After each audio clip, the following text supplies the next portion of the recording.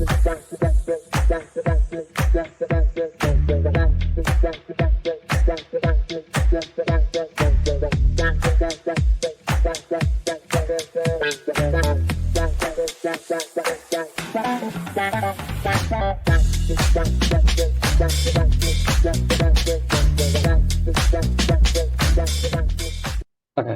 My name is Oscar Bisola. I'm a junior at Clovis North High School. My topic is hydrocephalus, the current state of diagnostics and treatment. So, as an introduction, so the topic area that I'm mainly investigating is the impact of hydrocephalus and like really just a specific regard on its pathophysiology and the effects that it has on the different cranial nerves, such as the oculomotor nerve and the abducens nerve. And the major questions that I started this topic with were how does hydrocephalus affect the cranial nerve functions? What are like the global epidemiological trends, and what advances have been made? And how can like patient care methodologies be improved for those affected by hydrocephalus? The long-term effects of the answers to these questions could greatly make a change to the field of neuroscience and hydrocephalus as a whole, and could eventually save hundreds of thousands, even millions of lives. And to analyze the neurological impacts of it, the global distribution and management is also very important in that sense. So I'll begin with my literature review. So these are like four of the main topics that I had in my paper. These are all from up-to-date articles that I found on the web, clinical trials, all these things. So recent studies have shown that an abnormal buildup of CSF, cerebrospinal fluid, which is the fluid that surrounds everything in your brain, it's leading to increased intracranial pressure levels and it impacts your cranial nerves. An abnormal buildup of this does. So examples of this are vision disturbances, cognition issues, and there's research with patients, but there needs to be more understanding of this. Then there's also significant disparities of hydrocephalus and where it's located. And a study with Africa, Latin America, and North America showcased that there's higher incidences of Latin America and Africa hydrocephalus. And the reason of this is due to the healthcare infrastructure, the funding that they get, and the socioeconomic care that they just really receive in that region. As you know, that is lower there than it is in North America.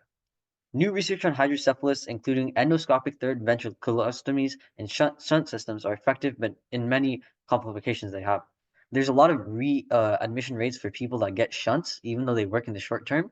But there's new things that like NKCC1 and PKC modulators that are non-invasive and could be game changers. Gene therapy is also explored to lead to less invasive treatment, and there's a need for comprehensive care because after you get the shunts, there's going to be like complications for a lifetime, basically. So here's my methodology. So I used lots of different data. I used medical records, patient surveys, clinical trials, and I used both quantitative data from the medical records and clinical trials, and then I used the qualitative data from the patient surveys to understand the patient experience and their perceptions. So the results that I got were this. There's impacts on cranial nerves, and there's complications that are related to cranial nerve dysfunction, such as vision problems and cognitive changes. One thing that's been consistent every single time is that when you have hydrocephalus, what it really is that there's a buildup of abnormal buildup of cerebrospinal fluid in your brain, and this is normally caused by head trauma. So it's mostly common in young children and older adults.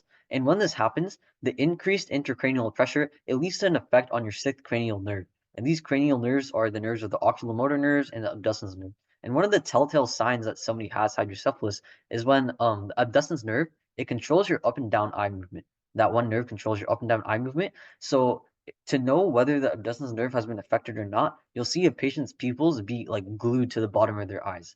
So even if you lift their head up, their eye pupils won't move. And that's kind of telltale that they have hydrocephalus, and you have around 24 hours to operate on them before they die. Also, with the geographical disparities, the data showed huge disparities in the management of hydrocephalus, and there is higher incidence rates of African and Latin American compared to North America.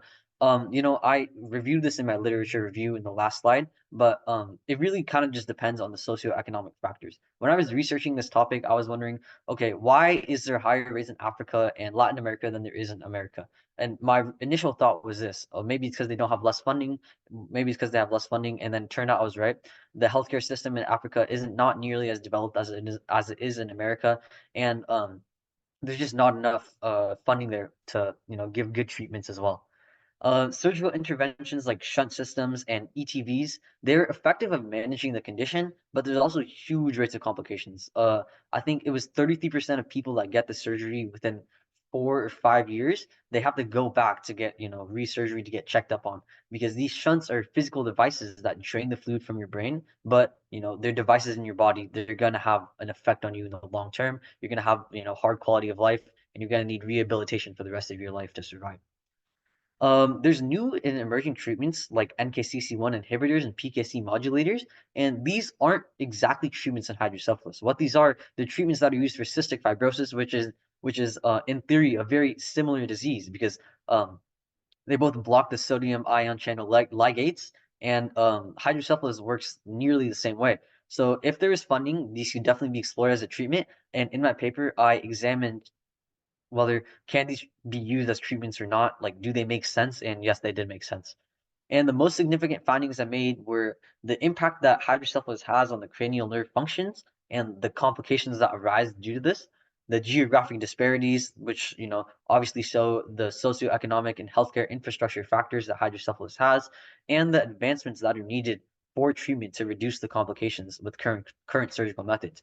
Because these shunts, like I just said, they drain the fluid, but it takes 22, 23 hours to even install them in a person. These neurosurgeons, there's not that many neurosurgeons to treat that many people with hydrocephalus that get it.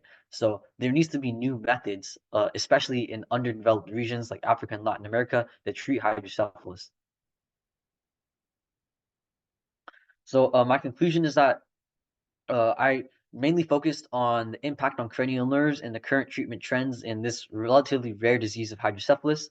And the most important findings that I found were the impact that it had on the cranial nerves, the different effectiveness around the region, the need for new treatment methods.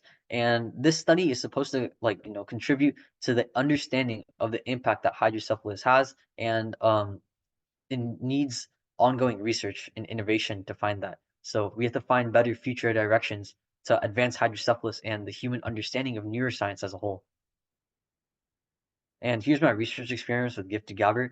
So Dr. Prahlad's mentorship was very essential towards my understanding of the topic. He gave me numerous research papers that helped me, find what I was trying to find. And as he does have experience in neuroscience, I was able to go much more in depth than I would have ever been able to go. And Professor Virgil was just such a great professor. He really helped me with the grammar part of my paper, and he helped me organize my research into a clear and concise manner.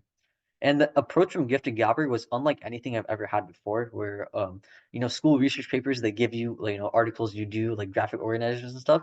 But Gifted Gabber was really the first time where I've like seen the whole transformation start to finish, from the different methods of doing the introduction to all the different related research topics to all the different ways to cite your sources. This is like just really a new path, and I'm definitely going to go into more research in the future.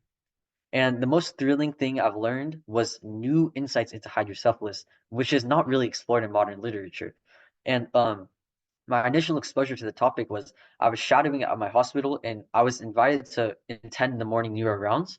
And I've seen that there's just so many cases regarding hydrocephalus that haven't been attended to. And that's when I realized I wanted to do this research to help, further the understanding of hydrocephalus and help many more people live better lives. And yeah, that's it. Thank you. Amazing. Bravo. The depth at which you've gone in and the passion that you've shown is pretty amazing, Oscar. This is really, really good. And I want to tell you that this is just the beginning. I want you to go dig deep and do a lot more contribution to the field of hydrocephalus.